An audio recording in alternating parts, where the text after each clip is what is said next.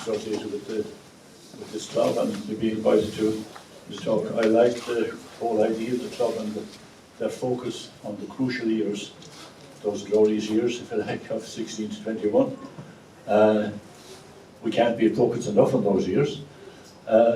You'd think at this stage, after the year of the decade of commemorations and the Bureau of Military History information, that everything would be sorted out on that period. But if you read the Irish Times last week, you will find two Irish history professors at loggerheads over what happened and the conclusion of those years.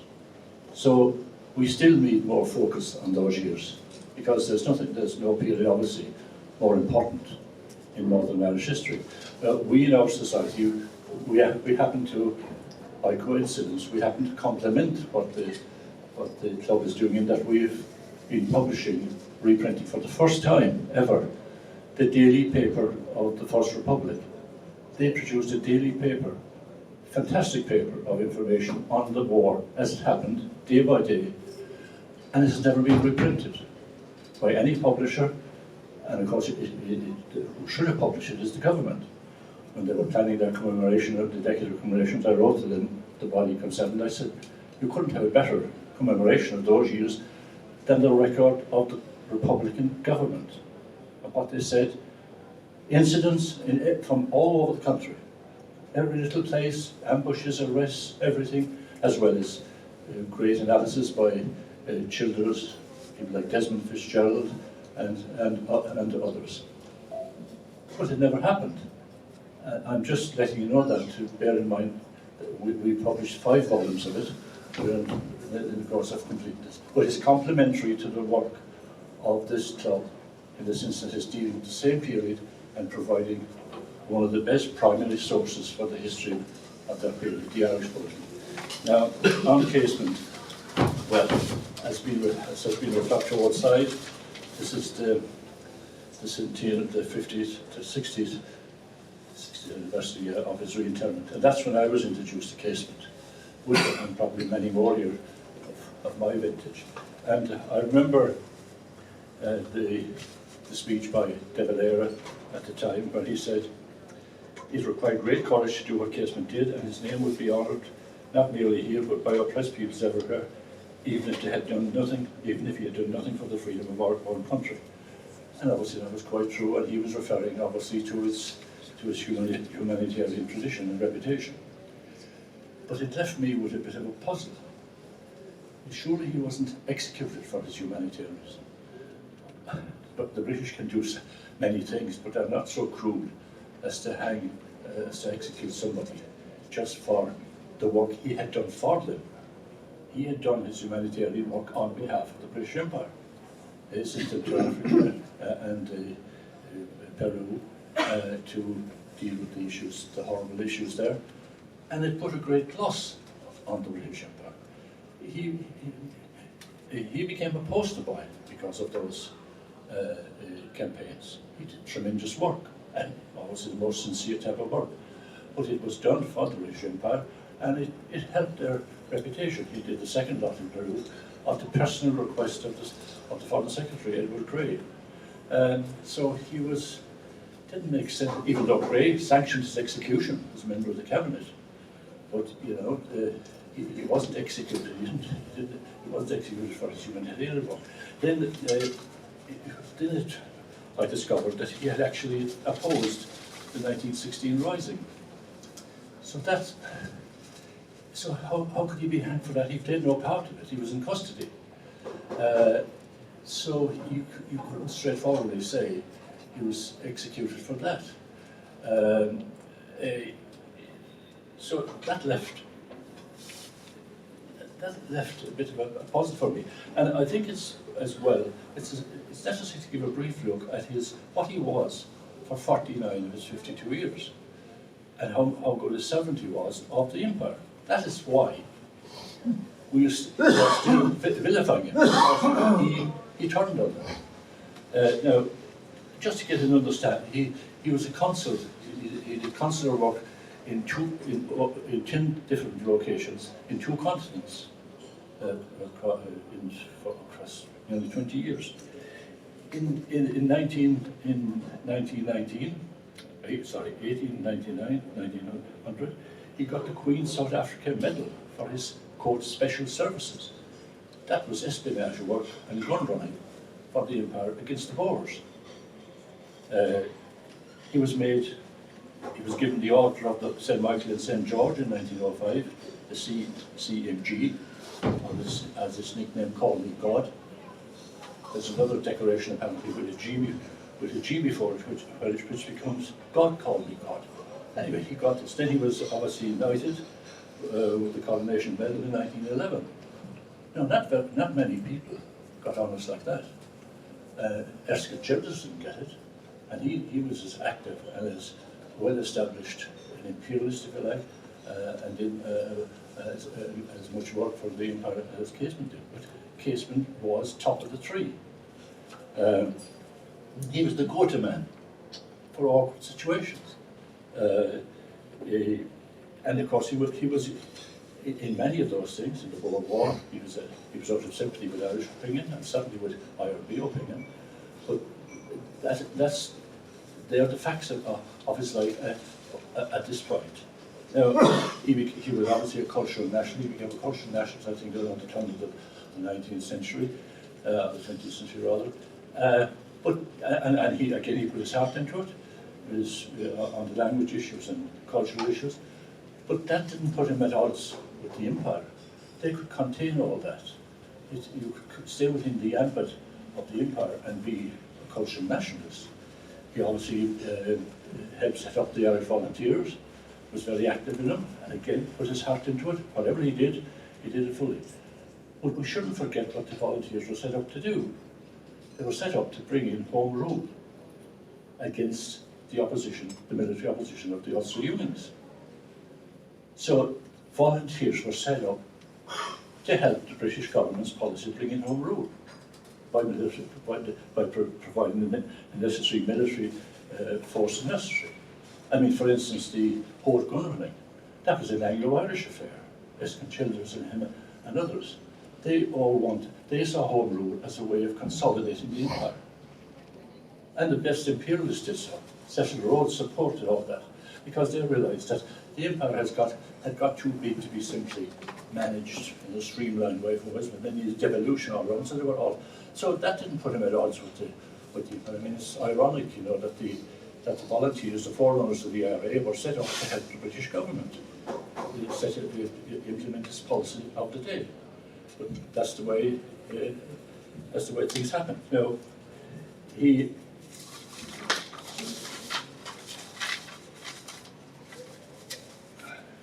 might ask then, why did he turn against the Empire?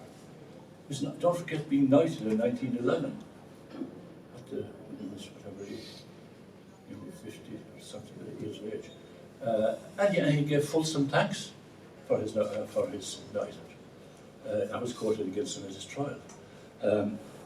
Well, I think his disenchantment set in with the task he was given in South America, because there he found as horrible a situation as the Congo, if not worse. But what he hadn't appreciated until then, that it was British investment was the backbone of the rubber industry and the rubber barons that were running it. So it wasn't the nasty Belgians anymore, or King Leopold and all the rest of it. This was as British as the carry-on there was as British as the Belgian carry-on in the Congo. And this, I think, put him thinking about, well, this seems to be intrinsic, this type of horrible thing seems to be intrinsic to the Empire and the capitalist system. So I think that's the first thing that made him think twice about his work, what he was doing in the world. Now, what dawned on him, I think, shortly after this, around 1913, as he left the service, as you know, he said it dawned on him that a war in Germany was being planned. And he reckoned that would put in the shade the horrors of the Congo and Peru together. And of course he was quite right. That war led to, the numbers are disputed, but at least 16 million dead and 21 million wounded. He kind of had an instinct that this would happen from a country like Britain going to war against an advanced, civilized country like Germany. And this is where his disenchantment set in. And he started writing a lot of articles in various journals to bring this home, laying out why was this, why would this, how could this happen? Why would it happen? And what its consequences would be. And all his articles on this were put together in his one book, The Crime Against Europe. That's what he considered it would be, a crime against Europe. And they were put together and published just as the war began. It's the only book of his, even though he never stopped writing all his life, literally never stopped. But he wasn't, he was writing always for a purpose. So his collection was put together, and you know, this is, you'll find this very hard to get. Some of his biographers won't refer to it or dismiss it. It's, you know, some sort of a funny way of looking at the world. But that is his crucial book. There are some there at the back, if you know, because a publisher I'm associated with Latter Books have published that. It's available on the internet as well. You can download it. But that gives a view of the whole world, the setup of the world situation at that time, leading up to the war. And his study text is perfect. You won't get a better account of these alliances and how they were encircling Germany and leading up to a war. And it's all about, the issue is the freedom of the seas, which is redundant now, which it is redundant, but then it was an issue. Britain controlled the seas, and through the seas and its navy, it controlled the world. And that's what he started saying, pointing out. And this is what I think started worrying the British, this guy, because as somebody said today, he knew them inside out. He was one of them. He was a confidant of them. And all of a sudden, he was breaking ranks. You know, it wasn't something you did lightly. Now, what was the issue with Germany? You know, Germany, as you know, was united in 1871 and came into existence. It made fantastic developments in all areas of life, trade and industry. It created a pharmaceutical industry, which, as we all know, and we all know its importance to us today. In science, music, culture, philosophy. I mean, philosophy was German philosophy. All sorts of scholarship and political progress. It had the largest social democratic party in the world. Full male suffrage. One man, one vote. Nobody else had that. Not even wonderful Britain and its democracy. It was a constitutional monarchy like Britain. Was very proud of its monarchy because it was first cousin of the British monarchy. It was totally Europhile and Anglophile. And they were cousins, and they really loved that. And of course, Protestant Prussia and Protestant England had been staunch allies throughout the 19th century. It was Blücher, the Prussian, who ensured the victory at Waterloo. So this Germany had no designs of Britain, far from it.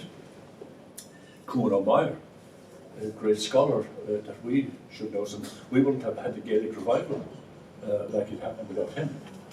We owe great debt to him and others like him. And they were interested in it because it was language had united the Germans. Germany consisted of, some say, hundreds of little states and kingdoms and all the rest of it.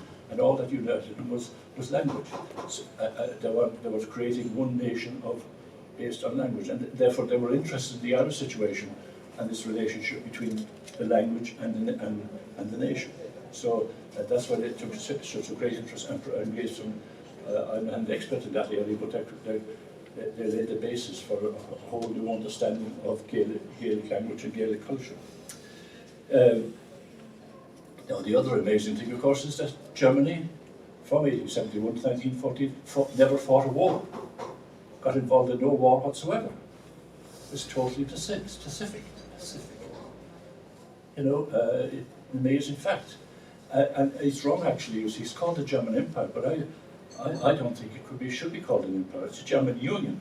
Union of Germany. They didn't want anybody else involved. They had no designs. They didn't want to incorporate like all the other empires. There wouldn't be empires unless they brought in people or forced people into it. The Germans didn't want that. They didn't even want Austria. And Bismarck, and you had the Balkans nearby, which was in turmoil. If you were interested in meddling, it would be a place where, but Bismarck said, Balkans haven't worked the blood of a single Pomeranian grenadier. So that was Germany. There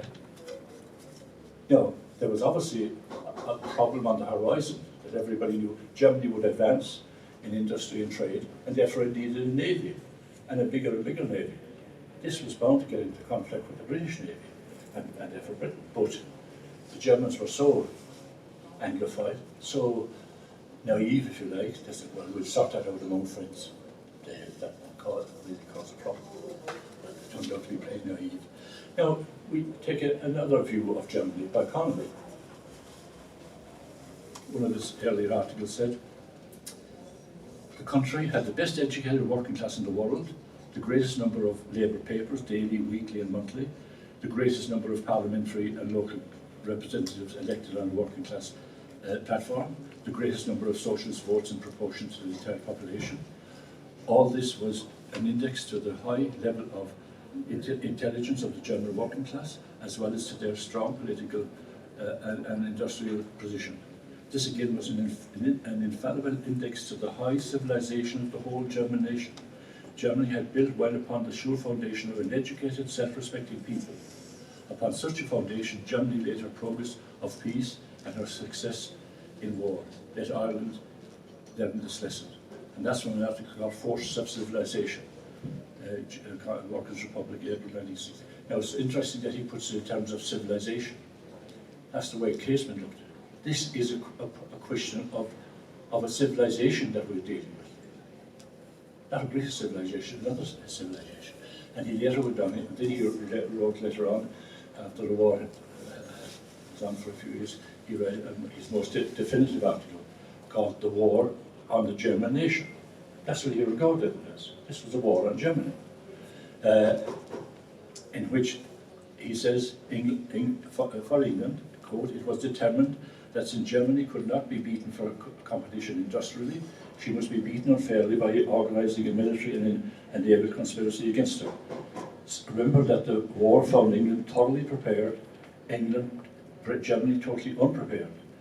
The British capitalist class had planned this colonial crime in order to ensure its uninterrupted domination of the commerce of the world. It's interesting that he uses the same phrases as Casement, a crime. And they never met. And Casement wasn't a socialist, they wouldn't have shared basically, but they had come to the same conclusion. It's a question of civilization. It's of a war against a civilization, a civilized nation. And it's a crime. Now, we're always told about the side over Liberty Hall that we serve neither king nor Kaiser. And of course, Connolly didn't serve the Kaiser, but he served German social democracy, served it, and since he followed it, because it was the model for his socialist development. And a few years, it had the genesis of a welfare state. And a few decades later, Lloyd George studied it when he was bringing in the old age pensions. So that was Germany, and that was Connolly's view of it. Now, why was a war contemplated against such a country? Well, it was on the cards from the very beginning. Germany becoming the most powerful nation after defeating France. France invaded it to prevent it being united. Germany repulsed it, and therefore it became the dominant nation in Europe. Straight away, the balance of power came into play. The balance of power up to then was against France. As the British policy since the Glorious Revolution. Whoever is powerful, Spain, France, whoever, they have to be opposed by whoever is weaker, aligned against them. That's the balance of power. It's not for peace or anything, it's balance for war. To keep Europe preoccupied, so that Britain went off, was able to build this empire relatively peaceful in the rest of the world. It bought the treat, and Casement again summed it up very well.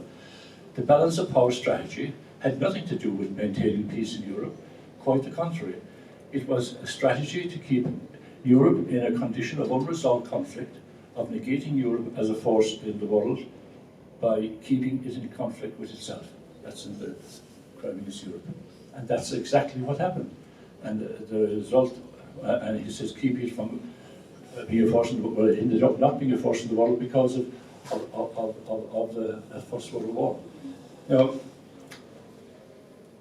I remember years ago you read British apologists that saying, oh, we built the Emperor, really in a fit of absent-mindedness, and we lost it the same way. We wouldn't say it, but, this kind of nonsense. Well, again, Casement's importance. He had it sussed out before it happened, why this war was happening, what its consequences could be. Now, and he wouldn't have known this, but special planning for the war began quite specifically in 1902 with the setting up of a thing called the Committee of Imperial Defence by Arthur Balfour. This was top secret, known only to a handful of people, never to Parliament, and not to all the cabinet. But this is Bloody Balfour, the most important man of that era. He was the personification of the deep state. And his heritage today. He's the godfather of the genocide in Gaza, with the Balfour Declaration.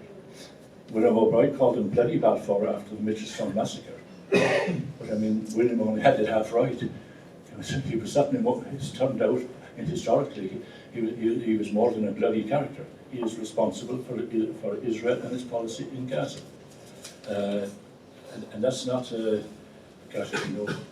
Balfour Declaration, he decided, for imperial purposes, to help win the Second World War and disrupt the Ottoman Empire in the Middle East, and gave national rights to a people who didn't live in their national home, to people who didn't live in their national home. The Jews who existed in Palestine had no interest in a Zionist state. That came from outside, from America, Britain, and Europe. They didn't live in Palestine, and therefore they had to clear the way and make room for themselves, as we all know how they did it over the past 100 years. And Balfour considered it one of his proudest achievements. And by the same token, he went on to plan the war on Germany by setting up this committee. And one of the things that he would ask some experts, tell us how the Germans are going to invade us and how we're going to deal with it. And they came back several times. They won't invade us. They're not mad. They can't. So you had to, keep thinking how you would do it. Now, there's but we don't need to rely on Casement or Connolly about this war. We can go to Balfour himself. He was, the drawing of the whole thing. It didn't matter whether Balfour was in power or not. That was such or in government rather. He was in power all the time, behind the scenes. Now, he wouldn't confide when he was really up to it very often, but he did do it with the American ambassador, Henry White. And White, again, being the clever guy he was, he knew the Americans were vital to know really what the British were up to. Because he knew they would depend on America at the end of the day. They didn't win the First World War. America saved them from it, and they ended up on the winning side, but not winning it, and we'll come to that later. But he had a conversation with the American ambassador when he decided to speak his mind. He was overheard by the ambassador's daughter, and it got recorded in White's memoirs, and it goes something like this. Balfour: we are probably fools not to find a reason for declaring war on Germany before she builds too many ships and takes away our trade. White: you are a very high-minded man in private life. How can you possibly contemplate anything so politically immoral as provoking a war against a harmless nation which has as good a right to have a navy as you have? If you wish to compete against Germany, work harder. Balfour: that would mean lowering our standard of living. Perhaps it would be far simpler to have a war. White: I am shocked that you of all people should enunciate such principles. Balfour: is it a question of right or wrong? Maybe it's just a question of keeping your supremacy. That's in the ambassador's memoirs. Now, this showed the moral bankruptcy of what this war was about, and what the British Empire was about. which of course, even though Casement wouldn't know this, but he smelt that this was what's happening. And of course, it was the total opposite of his view about war. There can't be a war that you don't give a damn about as long as we so agree. A war is right or wrong. Also, he couldn't contemplate that, and of course this is today, because of Mr. Trump, we could call this a transactional view of international relations. If you're too well off, we'll destroy you, and we'll take your trade. And I think we should be a bit grateful to Mr. Trump. That's the reality of international affairs. It's a job being done. Mr. Trump puts it too crudely for normal consumption, but he's not wrong but he was saying exactly what Balfour was saying 100 years ago. The most sophisticated of the British of British political thought. It was the same thing. So this is when this type of thing dawned on Casement, it really confirmed him in about what this war would be.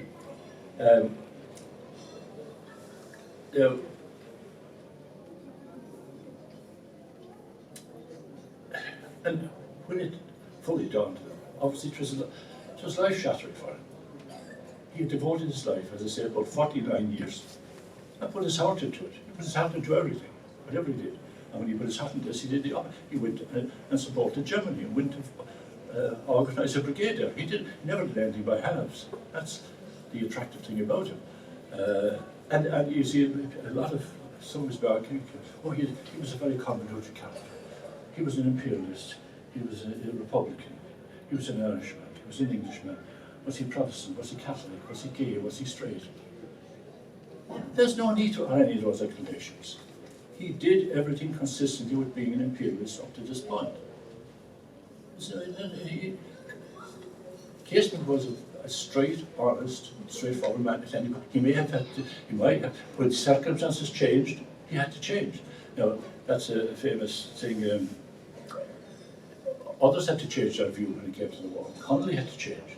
Connolly was, if you like, an old-fashioned Marxist. He believed that come a war between these imperialist powers, there would be a working-class revolt against it.